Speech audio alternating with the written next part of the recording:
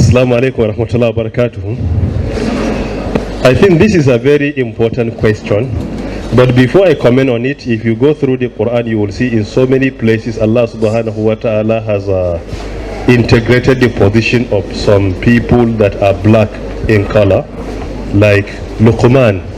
According to the most popular opinion of Ibn Abbas, may Allah be pleased with him, that Allah subhanahu wa ta'ala mentioned his name specifically in the Quran, Surah Luqman, starting from verse 12.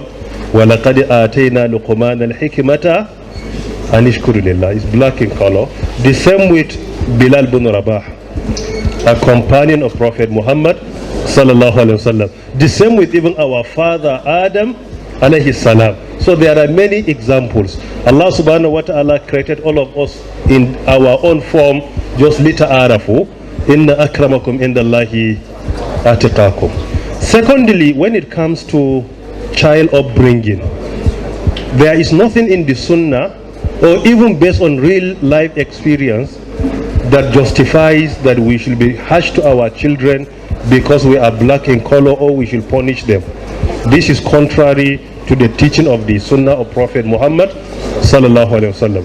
If you want to raise your children, what Islam teaches you, there are some steps that you have to take. And if you look at these steps, they are not in any way teaching you to be harsh. For example, if you want to raise your children religiously, Islam teaches you to show to them kindness is very important. You should be kind and gentle to them. Kindness will instill in them good qualities.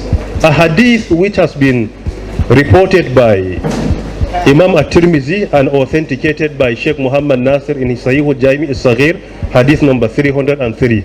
Our beloved Rasulullah sallallahu says, إِذَا أَرَادَ اللَّهُ بِأَهْلِ بَيْتٍ خَيْرًا أَدْخَلَ عَلَيْهِمُ الرِّفْقَ. If Allah Ta'ala wills good for a family, for a household, He instills, He inculcates into that family kindness.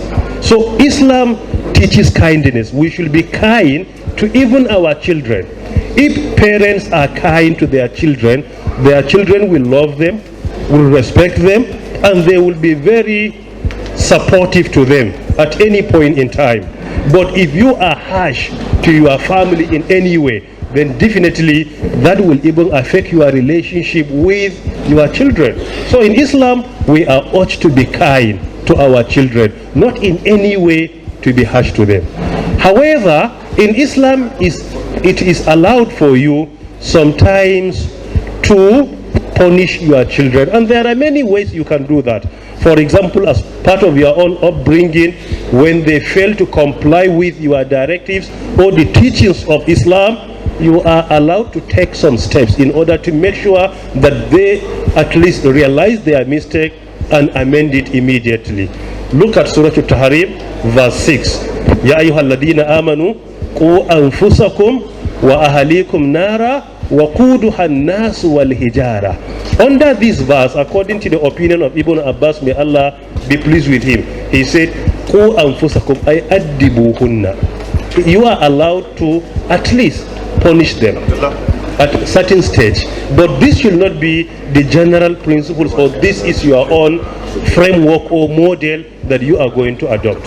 And number 3, something that is all good as well, in which Islam teaches, is setting a good example. As their father or as their mother, anything you want them to do, let them see you doing the same. The most difficult upbringing is you sit down, do something contrary, and you want them to do something contrary to your action. That is the most difficult upbringing. Whatever you want the children to do, you should make sure that they see you doing it. And whatever you don't want them to do, don't allow them to see you doing that action. And number 4, which is also very important in Islam, is a good environment. Upbringing is impossible without having a good environment. There must be a good environment, and that is even the wisdom behind the migration of Prophet Muhammad sallallahu alaihi wasallam from Mecca to the city of Medina. Why? Because environment matters a lot. If you want to rent a house in an estate, make sure that the estate is religiously okay. There is a masjid where your children will go and pray. If there is no masjid and there is no even prayer room, then it's difficult for them to pray 5 daily prayers congregationally. So make sure that the environment helps you in teaching and mentoring your kids. And what is most important, which our brother has mentioned, Sheikh Sulaiman Ravat, which is very important, is the issue of prayers, supplications. Whatever you do, you will not be successful without Allah's intervention. So put your trust in Allah, do your best and pray to Allah. That prayer that he recited is very important in Surah Al-Furqan verse 74. Is very important. رَبَّنَا هَبْ لَنَا مِنْ أَزْوَاجِنَا وَذُرِّيَّاتِنَا قُرَّةَ أَعْيُنٍ وَجَعَلْنَا لِلْمُتَّقِينَ إِمَامًا. We have to recite this prayer throughout our life, before marriage, when we are married, and this prayer should continue. Praying to Allah subhanahu wa ta'ala to intervene and make your family a righteous one.